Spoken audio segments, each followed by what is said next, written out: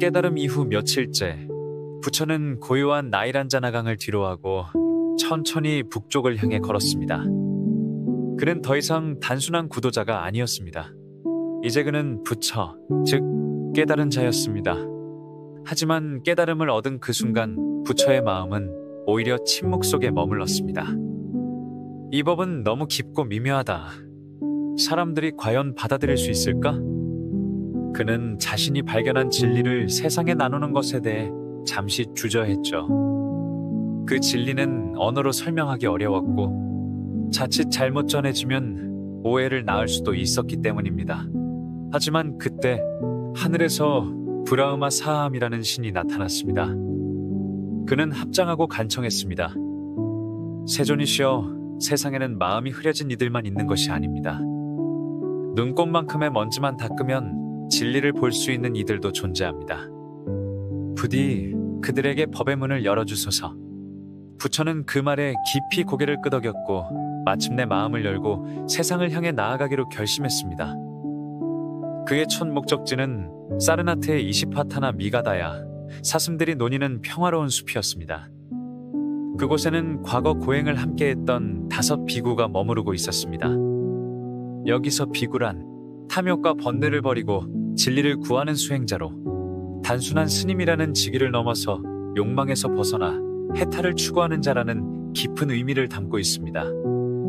그들은 부처가 고행을 중단하고 무유죽을 받아먹었을 때 그를 떠났던 사람들이죠. 하지만 부처는 그들을 탓하지 않았습니다. 오히려 그들이야말로 이 진리를 가장 먼저 들을 자격이 있다고 믿었기 때문입니다. 사르나트에 도착한 부처는 멀리서 5 비구를 발견했습니다. 그들은 처음엔 부처를 멸시했습니다. 저 사람은 수행을 포기한 자다. 하지만 그가 다가오자 무언가 달라졌음을 직감했죠. 그의 눈빛은 고요했고 발걸음엔 흔들림이 없었으며 그의 존재만으로도 마음이 정화되는 듯한 느낌을 받았습니다. 자연스레 그들은 자리에서 일어나 합장했고 부처는 마침내 그들에게 입을 열었습니다. 수행자들이여, 두 극단에 머물러서는 안 됩니다. 쾌락에 빠지는 것도 고통에 집착하는 것도 진리의 길이 아닙니다. 나는 지금 중도를 설하려 합니다. 이 길은 고요하고 깨달음으로 이끄는 길입니다. 그가 전한 가르침은 곧 사성제, 즉 고, 집, 멸, 도의 4가지 진리였습니다. 첫째, 고성제. 이 세상은 고통으로 가득 차 있다는 진리입니다. 태어남도 늙음도 병듦도 죽음도, 사랑하는 이와 헤어지는 슬픔, 미운 사람과 함께 살아야 하는 괴로움, 원하는 것을 얻지 못하는 갈망, 이 모든 것이 존재의 고입니다. 둘째, 집성제. 이 고통의 뿌리는 가래, 즉 집착과 욕망이라는 사실입니다. 무엇인가를 소유하려는 마음, 영원히 지속되기를 바라는 집착이 고통을 낳습니다. 욕망은 마치 불처럼 채워도 다시 타오르기 때문입니다. 셋째, 멸성제. 하지만 그 욕망을 완전히 끊는다면 고통도 함께 소멸될 수 있습니다. 이것이 해탈, 즉 열반의 경지입니다. 고통은 단순히 감내해야 하는 것이 아니라 그 뿌리를 잘라내어 끝낼 수 있는 것입니다. 넷째, 도성제. 그리고 그 소멸로 이끄는 길이 바로 팔정도입니다. 올바른 견해, 올바른 생각, 올바른 말, 올바른 행위, 올바른 삶, 올바른 노력, 올바른 마음 챙김, 올바른 집중. 이 8가지 바른 실천이야말로 고통을 멈추고 깨달음으로 이끄는 길입니다. 부처는 이 사성제를 조용히 그러나 깊은 울림으로 5 비구에게 설했습니다. 그들의 눈빛은 점점 변화하고 있었습니다. 처음엔 의심하던 그들도 그의 말이 마음 깊이 스며들자 점차 깨달음의 문턱에 다가가기 시작했죠. 5 비구 중 아사지가 처음으로 법을 깨달았고 곧이어 나머지들도 부처의 가르침을 받아들였습니다. 이로써 역사상 처음으로 불교의 승가 공동체, 즉 사문사사나가 탄생한 순간이었습니다. 부처는 그들을 위해 다음과 같이 말했습니다. 오, 비구들이여, 이제 그대들은 해탈의 길 위에 섰습니다. 이제 나는 단지 나 자신이 아닌 세상을 위한 법의 수레바퀴를 굴리기 시작합니다. 이 장면은 경전에서 초전 법륜이라 불리며 부처가 처음으로 법을 전하고 진리의 수레바퀴를 굴리기 시작한 결정적 순간이었습니다. 이 수레바퀴는 시간이 흘러도 멈추지 않았습니다. 사르나트에서 시작된 한 목소리는 천천히 그러나 멈추지 않고 세상을 향해 퍼져나갔습니다. 그 목소리는 말이었지만 동시에 고요함이었고 그 고요함은 오늘날까지도 수많은 사람의 마음속에서 울리고 있습니다. 부처가 사르나트에서 5비구에게 첫 설법을 전한 후 그들은 모두 부처의 가르침을 받아들여 귀회했습니다. 그리고 부처는 그들과 함께 머물며 초기 공동체를 만들었습니다. 이 5사람은 불교 역사상 최초의 제자가 되었고 이때부터 승가라는 공동체의 씨앗이 자라기 시작했습니다. 이 작은 모임은 곧 인도 전역으로 퍼져나갈 불교 공동체의 시작이었습니다. 그 당시 인도의 수행 문화는 개인 수행 중심이었고 스승과 제자의 관계는 느슨한 편이었습니다. 하지만 부처는 달랐습니다. 그는 진리의 체계적 전달과 함께 살아가며 실천하는 공동체를 강조했습니다. 부처는 이 새로운 공동체가 단순히 설법을 듣고 흩어지는 무리가 아니라 함께 살아가며 수행과 가르침을 공유하는 제도적 형태의 공동체가 되기를 바랐습니다. 법을 따르는 삶은 혼자서가 아니라 함께 걸어야 합니다. 이 철학은 불, 법, 승, 삼보 가운데 하나인 승, 공동체의 시작이 되었습니다. 이를 위해 그는 특정한 규율과 생활 방식을 제시했죠. 비구들은 하루 한 끼를 탁발해 먹고 가사 한 벌과 바로 하나만을 소유하며 숲이나 나무 아래에서 머물도록 했습니다. 이러한 규칙은 탐욕과 집착을 끊고 수행에 전념하기 위한 철학적 기반이자 실천이었습니다. 사르나트에서 시작된 이 작은 승가는 곧 확장되기 시작했습니다. 부처는 더 많은 사람들에게 가르침을 전하기 위해 동쪽으로 이동했고 그가 도착한 곳은 마가다국의 수도 라자그리아였습니다. 이곳에서 그는 불을 숭배하던 수행자 집단의 지도자 가섭 삼형제를 만납니다. 우르벨라, 나디카, 가야 지방에 각각 500명의 제자를 거느리고 있던 3명의 유명한 수행자들이었죠. 이들은 불을 숭배하며 제사를 드리는 바람타파 전통을 따르고 있었지만 부처의 가르침을 듣고 감동하여 제자들과 함께 귀의합니다. 그 순간 1000명의 제자가 승가에 동참했고 승가는 급격하게 커지기 시작했어요. 이것은 불교 최초의 대규모 개종 사례로 기록됩니다. 이 시기 부처는 마가다국의 왕 빙사라의 후원도 받게 됩니다.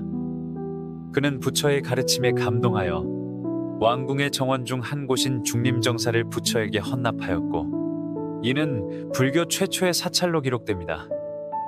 중림정사는 단지 숙소 이상의 의미를 지녔습니다. 불교 최초의 정식 거처이자 공동체 수행과 교육, 규율 정비의 중심지가 되었고 오늘날까지도 불교 사찰의 원형으로 여겨지고 있습니다. 또한 이곳에서 부처는 2명의 핵심 제자를 얻습니다. 바로 사리푸트라와 마하모깔라나. 그들은 원래 산자야라는 다른 수행자의 제자였으나 부처의 가르침을 듣고 즉시 귀의했어요. 이들의 입문으로 승가는 더욱 탄탄한 지적 기반과 수행 전통을 갖추게 됩니다. 사리푸트라는 지혜의 으뜸으로, 모깔라나는 신통력의 으뜸으로 불리며 이후 초기 불교 교리의 핵심 기둥이 됩니다. 하지만 부처의 공동체는 점차 확장되며 새로운 문제와 마주하게 됩니다. 바로 여성의 출가 문제였습니다. 부처의 양어머니이자 고타마 씨족의 왕비였던 마하파자파티 고타미는 남편 수다오다나 왕이 세상을 떠난 뒤 출가를 결심합니다. 그녀는 500명의 사캬 여성들과 함께 머리를 밀고 황색 가사를 걸치고 부처를 찾아와 출가를 요청합니다.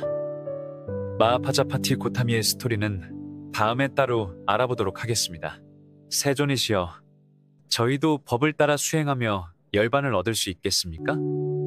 하지만 부처는 처음에 이를 거절합니다. 당시 인도 사회는 여성의 독립적 수행과 출가를 받아들이지 않았고 불교 공동체 내부에서도 우려의 목소리가 있었기 때문입니다. 마하파자파티는 물러서지 않았고 부처의 제자인 아난다도 나서서 간절히 청했습니다. 여성도 남성과 마찬가지로 깨달음을 얻을 수 있지 않습니까? 이에 부처는 결국 허락을 내리고 몇 가지 특별한 규칙인 팔경법을 조건으로 비구니 승가를 창설합니다. 이 사건은 세계 종교사에서 최초의 여성 출가 공동체의 탄생으로 기록되며 불교가 성별의 경계를 넘어 모든 이에게 평등한 수행의 길을 열어준 종교임을 보여주는 역사적 이정표가 되었습니다. 불교 승가는 이처럼 태생부터 평등을 지향했습니다. 이 무렵 사회적으로도 강렬한 전환점이 되는 개종 사례들이 이어집니다. 가장 낮은 계급이었던 이발사, 우팔리는 귀족 제자들보다 먼저 출가하며 출신보다 계율의 우선순위가 중요함을 보여주었고, 살인을 저질렀던 앙굴리말라도 출가 후 성자가 되는 등 신분과 과거를 넘어선 해탈의 가능성이 모두에게 열려 있었죠. 이렇게 형성된 승가는 출신도 성별도 신분도 중요하지 않았습니다. 오직 진리를 따르고 고통을 벗어나려는 의지만이 중요했어요. 부처가 만든 이 공동체는 단지 수행을 위한 집단이 아니었습니다. 그것은 함께 진리를 실천하고 고통을 극복하고 세상의 모순을 넘어서는 새로운 삶의 모델이었습니다. 그리고 그 정신은 오늘날까지 이어지며 전 세계의 수많은 수행자들이 이어가는 승가의 뿌리가 되었습니다. 깨달음을 이룬 자의 발걸음은 멈추지 않았습니다. 그는 다시 길 위에 섰고 45년간 인도 전역을 유행하며 쉬지 않고 설법을 이어갔습니다. 이 여정은 단순한 이동이 아니었습니다. 한 사람 한 사람의 고통에 귀를 기울이고 직접 마주 앉아 눈을 맞추는 살아있는 가르침의 시간이었죠. 그의 발걸음은 마가다의 수도 라자그리아에서 시작해 코살라 왕국의 사바치, 바이샬리, 카필라바스투, 코삼비, 우주니, 바라나시, 파와 쿠시나가라에 이르기까지 이 당시 북인도의 거의 모든 중심지를 관통했습니다. 각 지역마다 그가 머물렀던 주요 공간, 중림정사, 기원정사, 암라바나 등은 단순한 숙소가 아닌 설법과 공동체의 뿌리가 자라난 성지가 되었습니다. 당시 인도는 계급제도가 엄격한 사회였지만 부처는 누구도 차별하지 않았습니다. 그는 왕궁에도 들어갔고 거리의 빈민 옆에도 앉았습니다. 브라만 제사장부터 상인, 농부, 창녀, 수행자, 어린아이까지 누구에게나 열린 문으로 다가갔습니다. 그의 눈에는 모든 존재가 깨달음의 가능성을 품고 있었기 때문입니다. 대표적인 이야기가 있습니다. 먼저 앙굴리말라.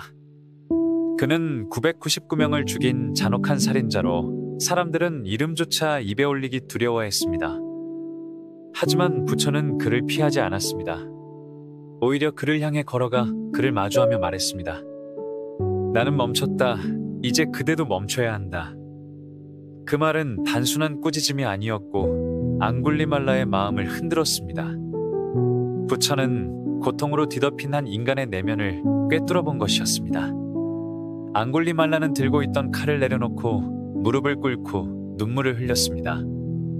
후에 그는 출가의 비구가 되었고 끝내 아라한과 즉 깨달은 존재에 이르렀습니다. 이 사건은 업보는 절대적이며 되돌릴 수 없다는 당시의 통념을 깨뜨린 파격적인 일화였습니다. 과거가 어떠하든 변화는 가능하다. 자비는 누구에게나 열려있다.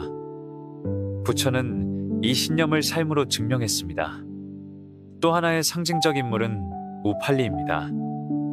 그는 부처의 고향인 사카족 인물로 귀족들의 전속 이발사였고, 즉 불가촉 천민 출신이었습니다. 부처는 그가 출가를 요청했을 때 귀족 제자들보다 먼저 그에게 수계를 주었습니다. 우팔리가 먼저 출가하도록 하라. 이 말에 따라 우팔리는 승간의 가장 높은 위치인 상좌가 되었고 귀족 자제들은 그의 아래에 앉아야 했습니다. 그 순간 신분에 따른 질서는 무너졌고 계율과 수행이 기준이 되는 새로운 공동체 질서를 정립하게 된 것이죠. 우팔리는 후에 불교 계율을 정리한 율장의 아버지로 불교 윤리 전통에 근간을 세웠습니다. 부처의 설법은 이런 일화들에서 알 수 있듯 단순한 교리 전달이 아니었습니다. 그는 고통을 외면하지 않았고 이론에 갇히지 않았습니다. 마을 한복판에서 나무 그늘 아래서 한 그릇의 탁발을 마친 뒤 그는 말없이 앉아 누군가의 슬픔을 함께했습니다. 부처는 당시 인도의 대표적 왕국들과도 깊이 연결되어 있었습니다. 마가다국의 빈비사라 왕에게는 정복자이기 이전에 지도자로서의 삶에 자비를 더하는 법을 설했습니다. 빈비사라는 감동하여 왕궁의 중림정사를 헌납했는데 이는 불교 최초의 정식 사찰이 되었고 후에 공동체 수행과 설법의 거점으로 자리 잡습니다. 코살라국의 프라세나짓덩에게는 통치의 원동력이 힘이 아닌 평화에 있다는 점을 일깨워 주었습니다. 이로 인해 코살라국은 불교 확산의 중요한 거점이 되죠. 상유타니까야에는 그가 부처에게 삶과 죽음, 정치와 정의에 대해 묻는 장면이 실려 있으며 이는 초기 불교가 정치 그리고 철학과도 교차했음을 보여줍니다. 바이샬리에서는 리차비족의 여성들이 주도적으로 불교를 수용했습니다. 이들은 불교 최초의 여성 승단 창설에도 큰 영향을 주었고 이로 인해 불교는 여성 수행을 제도화한 세계 최초의 종교 공동체로 발전하게 됩니다. 이 지역은 이후 여성 비구니 승가의 요청지가 되었으며 부처의 양어머니 마하파자파티가 출가를 청한 장소로도 전해집니다.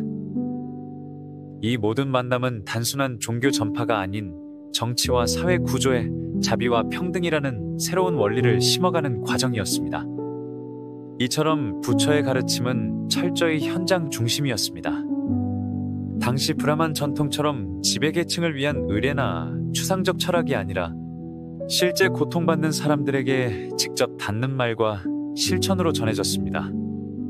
자비와 평등이라는 그의 설법은 기존 인도 사회의 신분 질서, 성별 규범, 종교 권위에 큰 충격을 주었습니다.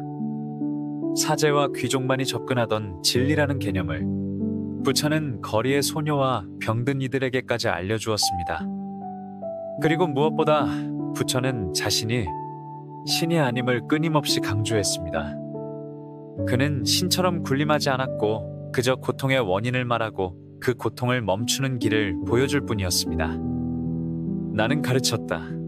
이제 당신이 걸어나가야 합니다. 그 말은 교조가 아닌 등불을 든 안내자로서의 선언이었죠. 그 등불은 45년간의 여정을 따라 수많은 마음의 불을 밝혔고 그 불은 시간이 지나도 꺼지지 않았습니다. 오늘날 그가 걸었던 인도 전역을 잇는 부처의 유행길은 수많은 순례자들이 따라 걷는 성지가 되었습니다. 그 가르침은 나라와 언어, 시대를 넘어 여전히 우리 마음속에 머물러 있습니다.